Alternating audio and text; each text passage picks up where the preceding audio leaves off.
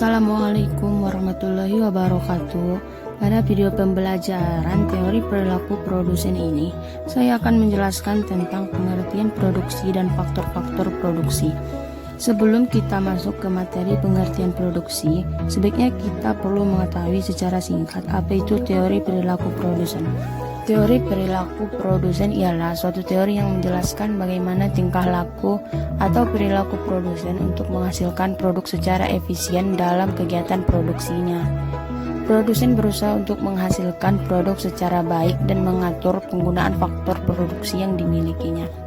Seperti contoh, seorang produsen mencari keuntungan dengan pemakaian modal seminimal mungkin tapi dengan hasil semaksimal mungkin.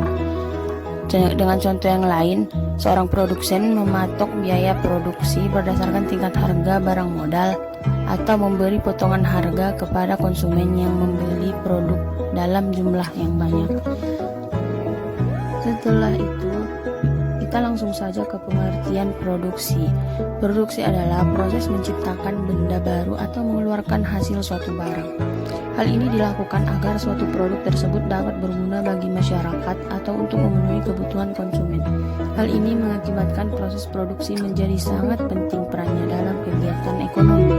Pengertian produksi yang lain seperti produksi adalah kegiatan mengelola barang atau jasa sehingga menambah nilai guna barang tersebut. Sedangkan produsen adalah orang atau perusahaan yang melakukan kegiatan produksi. Di sini saya juga akan menerapkan beberapa pendapat dari tokoh-tokoh Islam mengenai teori produksi. Kaf mendefinisikan kegiatan produksi dalam perspektif Islam sebagai usaha manusia untuk memperbaiki tidak hanya kondisi fisik materialnya, tetapi juga moralitas, sebagai sarana untuk mencapai tujuan hidup sebagaimana digariskan dalam agama Islam, yaitu kebahagiaan dunia dan akhirat. Sedangkan menurut Imam Al-Ghazali dan Ibnu Khaldun, sepakat bahwa tujuan utama produksi adalah untuk mencapai rezeki dan karunia Allah Subhanahu wa Ta'ala guna memenuhi kebutuhan hidup.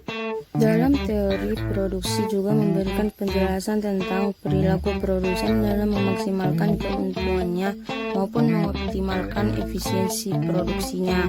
Memaksimalkan keuntungan atau efisiensi produksi tidak akan terlepas dari dua hal, yakni struktur biaya produksi dan revenue yang didapat. Dalam kenyataannya, seringkali seorang produsen beroperasi dari berbagai macam sumber modal. Ada yang berasal dari qard atau pinjaman tanpa kompensasi, syirka, atau sebagian menggunakan modal dari pihak lain. Ada yang berasal dari pinjaman bank yang berbasis bunga, dan lain-lain. Tentunya, pembahasan teori produksi tanpa memperhatikan struktur permodalan dan struktur keluaran menjadikan teori ini kurang relevan dan kenyataan. Ekonomi Islam yang cukup concern dengan teori produksi adalah Imam Al-Ghazali. Beliau telah menguraikan faktor-faktor produksi dan fungsi produksi dalam kehidupan manusia. Dalam uraiannya, beliau sering menggunakan kata-kata kasab dan islah, yang berarti usaha fisik yang dikerahkan manusia, dan yang kedua adalah upaya manusia untuk mengelola dan mengubah sumber-sumber daya yang tersedia agar mempunyai manfaat yang lebih tinggi.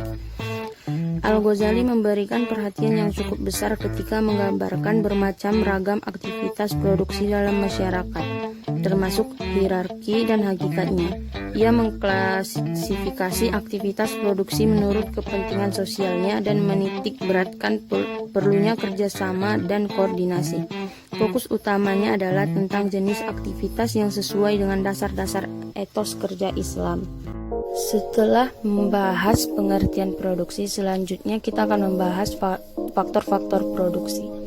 Faktor-faktor produksi terdiri dari sumber daya yang diperlukan dalam kegiatan produksi itu sendiri.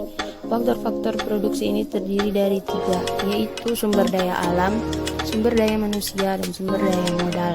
Satu, sumber daya alam merupakan segala sesuatu yang tersedia di alam dan dapat dimanfaatkan manusia guna memenuhi kebutuhan. 2. Sumber daya manusia adalah kemampuan manusia berupa jasmani dan rohani yang berperan meningkatkan guna barang. 3. Sumber daya modal. Sumber daya modal adalah uang atau barang yang dipakai sebagai pokok untuk berdagang. Modal adalah barang atau hasil produksi yang digunakan untuk menghasilkan produk lebih lanjut. Modal tidak harus berupa uang. Modal dapat berupa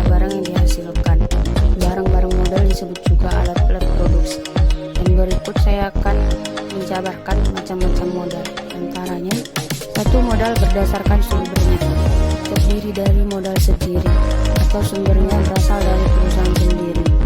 Kedua, modal asing atau sumbernya berasal dari perusahaan. Kedua, modal berdasarkan kepemilikannya.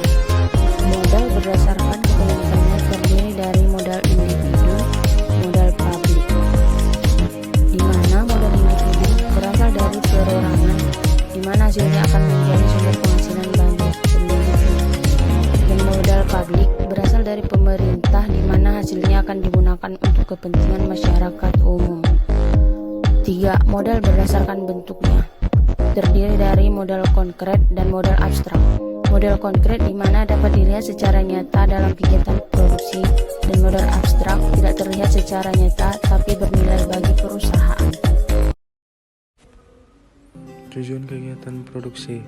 Tujuan dari produksi adalah untuk memenuhi kebutuhan manusia dalam usaha mencapai kemakmuran. Kemakmuran akan tercapai bila konsumen memiliki daya beli yang cukup tinggi dan barang atau jasa yang diperlukan tersedia, cukup untuk memenuhi kebutuhan.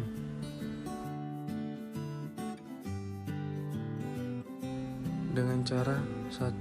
Menghasilkan barang atau jasa. 2. Meningkatkan nilai guna barang atau jasa. 3. Meningkatkan kemakmuran masyarakat. 4. Meningkatkan keuntungan.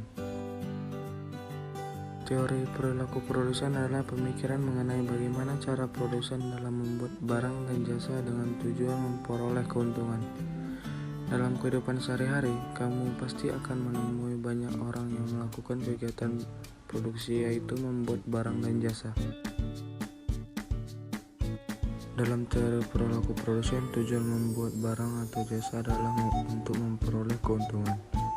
Hal tersebut adalah tujuan utama, akan tetapi ada juga hal-hal lain yang ingin dicapai dengan membuat barang atau jasa. Ada banyak manfaat dari kegiatan produksi selain hanya keuntungan untuk produsen. Setiap barang dan jasa dihasilkan oleh pihak produsen membutuhkan berbagai macam bahan. Ada berbagai macam bahan dan juga peralatan yang digunakan dalam membuat suatu barang. Semua hal yang dibutuhkan dalam menghasilkan barang atau jasa, baik berupa peralatan maupun bahan baku, disebut dengan faktor produksi. Selanjutnya kita akan membahas tentang faktor yang mempengaruhi perilaku produsen. Menurut Murti Sumani, ada beberapa faktor yang mempengaruhi perilaku produsen. Yang pertama, faktor eksternal. Seringkali para eksekutif perusahaan dihadapkan pada suatu dilema yang menekannya, seperti halnya harus mengejar kuota penjualan, menekankan ongkos-ongkos, menekankan efisiensi, dan daya bersaing. Di pihak lain, eksekutif perusahaan juga bertanggung jawab terhadap masyarakat agar kualitas barang terjaga dan harga barang terjangkau. Yang kedua, faktor organisasi. Secara umum, anggota organisasi itu saling mempengaruhi satu dengan yang lain. Di lain pihak, organisasi terhadap individu harus tetap berperilaku etis, misalnya dalam masalah pengupahan dan jam kerja maksimum. Yang ketiga, faktor individu. Seorang yang memiliki filosofi moral dalam bekerja dan berinteraksi dengan sesama akan berperilaku etis. Prinsip-prinsip yang diterima secara umum dapat dipelajari atau diperoleh dari hasil interaksi dengan teman, keluarga, maupun kenalan. Selanjutnya, kita akan membahas tentang aspek melakukan produksi. Menurut Heri Sudarsono, seorang pengusaha muslim terikat oleh beberapa aspek dalam melakukan produksi. Di antaranya, yang pertama, berproduksi merupakan ibadah. Maksudnya, sebagai seorang muslim, berproduksi sama artinya dengan mengaktualisasikan keberadaan hidayah Allah yang telah diberikan kepada manusia. Hidayah Allah bagi seorang muslim berfungsi untuk mengatur bagaimana ia berproduksi. Seorang muslim yakin apapun yang Allah berikan kepada manusia sebagai sarana untuk menyadarkan atas fungsinya sebagai seorang khalifah. Sebagaimana Allah berfirman dalam surah Al-Baqarah ayat 29, yang kira-kira artinya, dialah Allah yang menjadikan segala sesuatu yang ada di bumi untuk kamu. Allah menundukkan alam seisinya untuk kehidupan manusia. Yang kedua, faktor produksi yang digunakan untuk menyelenggarakan proses produksi sifatnya tidak terbatas. Manusia perlu berusaha mengoptimalkan segala kemampuannya yang telah Allah berikan. seorang muslim tidak akan kecil hati bahwa Allah tidak akan memberikan rezeki kepadanya. Allah berfirman dalam surah Al-Fussilat ayat 31 yang kira-kira artinya, Kamilah pelindung-pelindung dalam kehidupan dunia dan akhirat. Di dalamnya kamu memperoleh apa yang kamu inginkan dan memperoleh pula di dalamnya apa yang aku minta. Yang ketiga, seorang muslim yakin bahwa apapun yang diusahakannya sesuai dengan ajaran Islam, tidak membuat hidupnya menjadi kesulitan. Allah menciptakan alam sesuai dengan ukuran-ukurannya, sehingga timbul kesinambungan antara satu dengan yang lain. Dalam Quran Surah Al-Hijr ayat 19-20, Allah berfirman, dan kami telah menghamparkan bumi dan menjadikan padanya gunung-gunung, dan kami tumbuhkan padanya segala sesuatu menurut ukuran. Dan kami telah menjadikan untukmu di bumi keperluan-keperluan hidup, dan kami menciptakan pula makhluk-makhluk yang kamu sekali-kali bukan memberi rezeki kepadanya. 4. Berproduksi bukan semata-mata karena keuntungan yang diperolehnya, tetapi juga seberapa penting manfaat dari keuntungan tersebut untuk kemanfaatan masyarakat. Dalam Quran Surah Az-Zariyat ayat 19, Allah berfirman yang kira-kira artinya, dan pada harta-harta mereka ada hak untuk orang miskin yang meminta dan orang miskin yang tidak mendapatkan bagian.